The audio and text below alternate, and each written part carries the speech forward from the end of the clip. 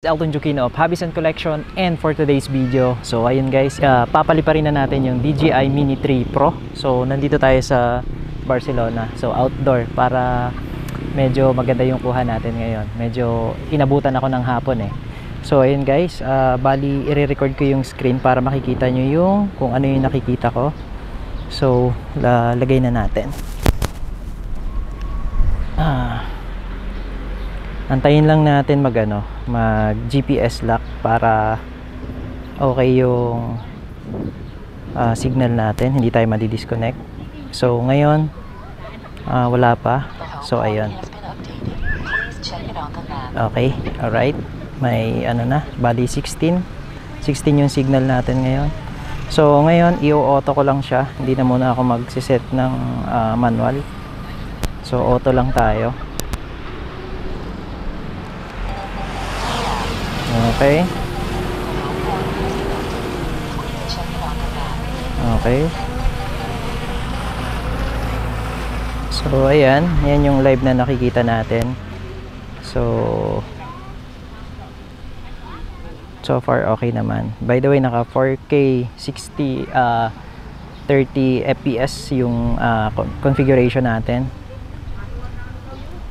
So ayan, bantihin natin siya ng konti para kita nyo. So sa ngayon guys, sobrang ganda kasi hindi linaw ng screen. So nakahawak na ako ng DJI controller na Pro. Pero yon, medyo mas malinaw ng konti dito. Pero I can say na yung drone natin is ayan, baba lang natin ng konti. Ayan. So ayan, nandito tayo. Kitang-kita nyo ako. So, baba. Yan. Bali, record ko lang. So, medyo naninibago ako kasi sa Mini 2 is nandito lahat yung buttons ng camera and video. So, dito naman sa Mini 3, separate na sila. Pero ito yung ito yung bagong controller. So, ayun. So record lang tayo para meron tayong babalikan na footage mamaya pag nag-review tayo.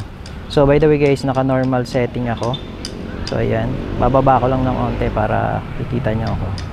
So ayan. Ayan. So isa sa kagandahan nito is pwede nating i-switch into portrait. Yun yung kagandahan ng Mini 3. So try natin i-portrait. So ayan. Ayan, nakaganyan siya. So eto, maganda to para sa mga reels natin. So yan. So yun yung i-record lang natin para yan, kuha. Okay, recording. Bali naka normal settings ako guys.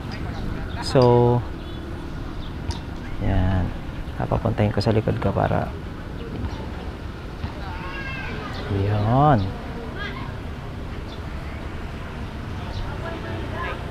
So ayan. So isa dito sa kagandahan nito is meron tayong master shot. So master shot will take you siya na bahala gumawa ng mga shots na gusto mo. So balik natin sa landscape.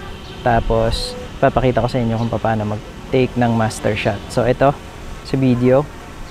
Tapos siselect ka lang ng subject, taas lang natin ng onte. Yan.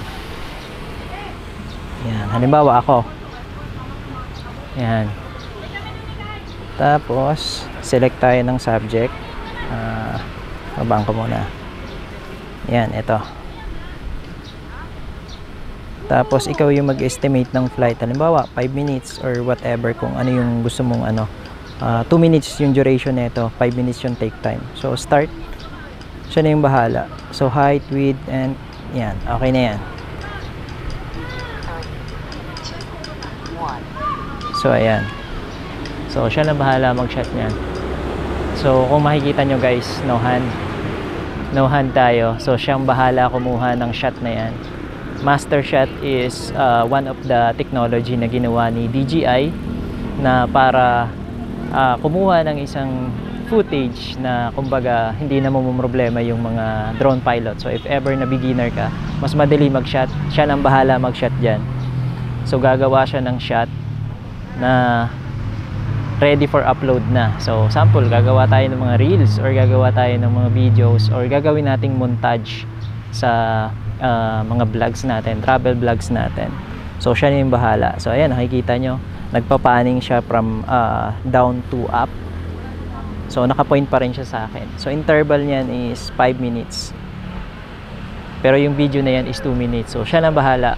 So kung makikita nyo, hindi ako gumagalaw. Siya bahala mag-shot niyan. So ayan. Okay, alright. Tapos mamaya papakita ko sa inyo kung sa edit process natin, papakita ko sa inyo kung ano yung final output niya. So sasama natin to sa montage. So ayan. So yun yung purpose ng obstacle avoidance. Kasi pag may obstacle avoidance, so paggagawa tayo ng master shot, so kung makikita nyo, lumilipad siya pa side, left, right, bumababa, tumataas. So yung purpose ng avoidance control natin, para na-identify niya kung may puno or kung ano man, may building. So siya na yung bahala. So ayun, kung makikita nyo dito, siya bahala, umiikot siya. So siya na yung bahalang gumawa ng pang reels mo. So pwede mong gawin portrait, pwede mong gawing landscape. So siya na yung bahala. So kagandahan na ito kasi kung kumuha ka ng maraming shot, sample sa lugar, tinatamad ka, pwede ka magkape habang siya yung bahalang kumukuha ng shot, and then after the footage, okay na. So sana yung kumbaga kukunin mo na lang yan. So ayun guys, tapos na yung master shot natin. So nag-return na siya sa lock niya kanina kung saan siya nakapwesto. So ayun. So bali magkakaroon tayo ng in-depth na review, and then kung paano kumuha ng mga cinematic pictures. So gagawa tayo ng separate video para doon. Pero next video ko, abangan nyo kasi ibibigay ko yung tutorial kung paano nyo i-master yung DJI Fly App. Tapos next video is comparison ng Mini 2 and Mini 3 Pro side by side sa video and photo. So kung ano yung difference nilang dalawa. So ayun guys, abangan nyo na lang. Again, this is Elton Jokino of Hobbies and Collection.